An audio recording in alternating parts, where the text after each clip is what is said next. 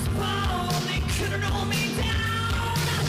I've never been kid, never burned out of town. I never played by the rules, and I never. Today, we are going to talk about training principles and how to execute the right movements, and understanding the concept of being able to build and grow the areas that you're underdeveloped.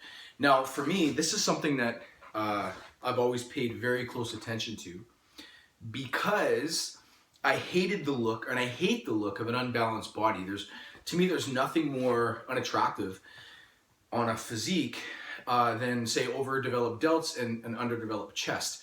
I feel like it's very counterproductive to an attractive body in terms of bodybuilding.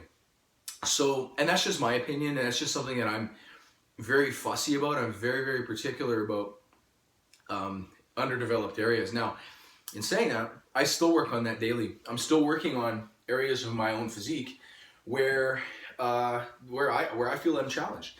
And the fact is I don't think anybody can say that they're perfect in any way. I mean, even Arnold had areas that he had to work on. Even Phil Heath or Kai Green might say, well, I'm underdeveloped in this area. And we may not see it, but they do. So I think being able to recognize that is step number one. And then step number two is being able to actually sit back, go back to the drawing board, and start looking at your body from an objective point of view, an unbiased point of view. Saying, okay, no, this is not acceptable. So let's do what we got to do to grow it. Then you start going into the fundamentals of lifting. You start looking at, okay, how do I create hypertrophy? How do I create growth?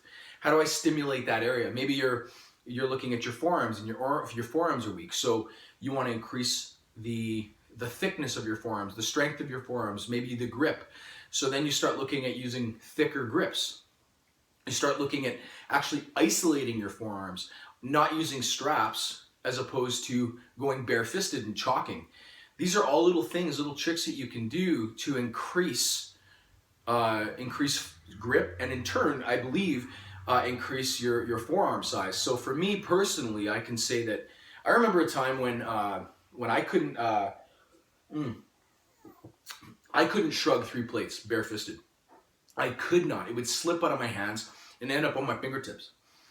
And that was very frustrating for me. And I had a buddy, this is maybe about 5 years into my lifting, and I had a buddy who could grab it and do like 15 reps, without even batting an eye, right? So that really bothered me. So I did everything I could. I started looking, okay, how do I increase my grip strength? I stopped using straps. I started forcing myself to hold on to the weight and just hold it.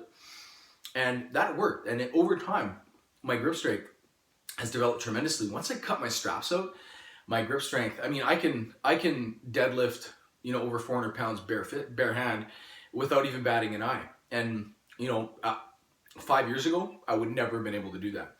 Even over the last 5 years, I would say most of the transition that I made and most of the gains I made were over the last 5 years of my career in lifting. To put it in perspective for you, back in 2010, 2011, I was 185 pounds. When I earned my pro card in 2012 in the IFBB, I earned my pro card. I weighed, what did I weigh? 185, between 185 and 190 pounds. About 185, I walked around at. So on stage, I was probably 170, 175, at best. Now you fast forward 2016, today, I'm 220 pounds and about the same percentage of body fat. Maybe a little bit more right now, but 220 pounds. So, and growing. I'm shooting for the 230 range, and at just under 5'11", 230 pounds is, I think, pretty big for a men's physique athlete. So for me, it's been not only, I've always been very, very focused at chiseling out areas of my body, bringing my back out, my muscles in my back, deepening the lats, the lat attachments down into my erector spinae, my upper glutes, of course my legs. I would say that most of the growth happened in my legs, but in the last 4 years of lifting, I've doubled my leg size. My leg size when I first walked into competitive bodybuilding was weak, in my opinion, weak beyond the wildest imagination. I mean, if I were to show you pictures, it'd blow you away. Now, most of my weight gain has come from training legs. So none of my jeans fit me anymore, and it's very frustrating. In fact, most of my jeans, I'll walk around and I'll have the two top buttons totally undone because I can't get them up anymore. My butt has increased in size, and my legs now, luckily for me, for some reason, after the year 2010, my legs started to grow. I don't know if it's age or if it's my mentality, probably a little of both, but I do tend to have good genetics for legs in my family. Although in saying that, my brother, who's younger than me, has the advantage in legs. I mean, hands down. At 19 years old, my legs were just scrawny. At 22, what he is now, I mean, my legs were tiny. They were strong, but they were small. So, you know, we all have our strong suits, but in saying that, I had the capacity to grow them, and so that's really what I've done, and I'm still working on that to this day. Always looking to build size and condition and shape, bringing out those individual muscles, working the hamstrings and the calves especially, which were weak for me. But the moral of this story is that not only is it important to look at your body objectively and from an unbiased perspective and say, okay, I need to start shaping better, but I need to start growing. And how do you grow and shape at the same time? How do you grow without losing the appeal of symmetry and shape and form?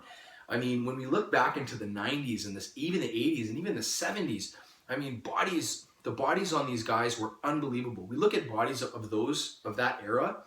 I mean, you pick it, the classic era, you know, the 80s and 90s, whatever. If you look at the physiques, they were aesthetically beautiful. Aesthetically beautiful. They all had beautiful hair.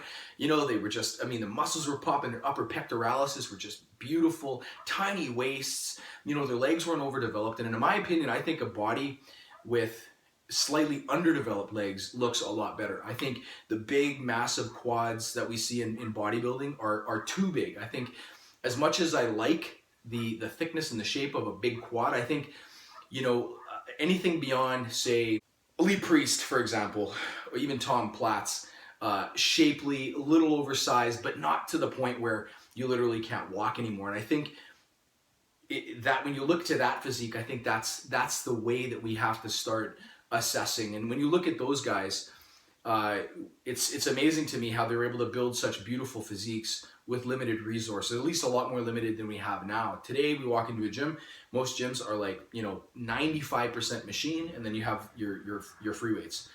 And I think that so many people tend to gravitate to the machines because they're easier. They're easier to set up, they're easier to start, they're easier to finish. There's no risk of feeling like you're gonna drop it.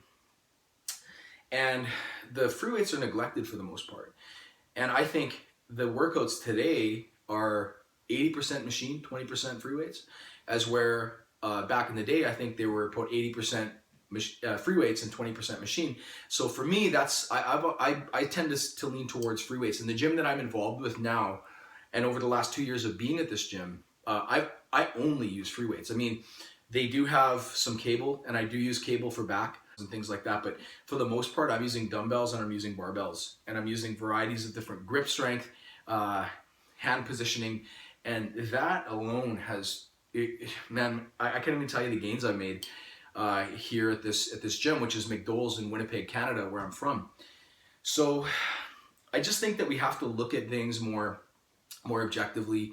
I think that if you have weak areas in your frame and weak areas in your body, then start focusing on those areas, but sit back, go to the drawing board, okay, and say, how do I do this? How do I execute the movement, and being able to create the right load into that movement to be able to grow and stimulate growth. Of course, there's diet and lifestyle, and I mean, that's a whole other topic, and I could go on for hours on that, but that all has to be in check too. But the fundamental of lifting, I mean, the lifting has to be so crucial, and how we're lifting, and understanding when to load and when not to load, and when to go heavy and when to go light and when to burn the muscle out. Understanding how to phase train like that, I think, is crucial in being able to grow.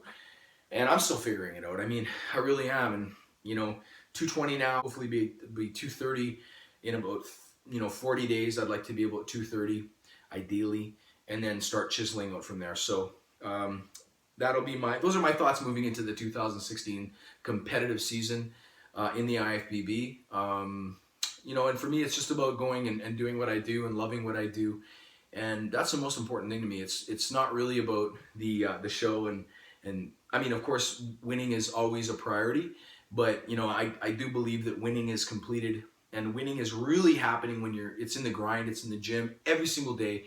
What you do at home, what you do in the gym, that's your winning. A trophy, a little bit of cash, that's awesome, and I'm not going to turn it down.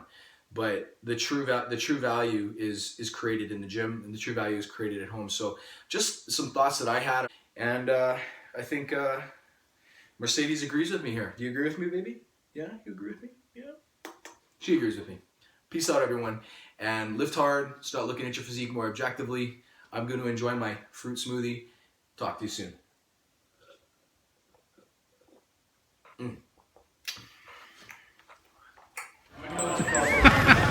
It'll be boring with change.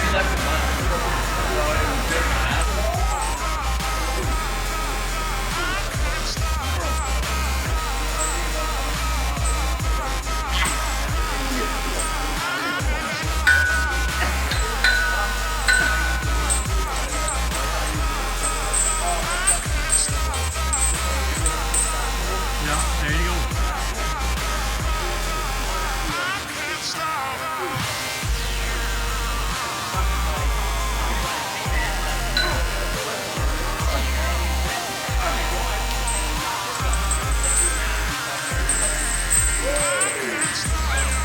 I was born, they couldn't hold me down. Another misfit kid, another burned out town.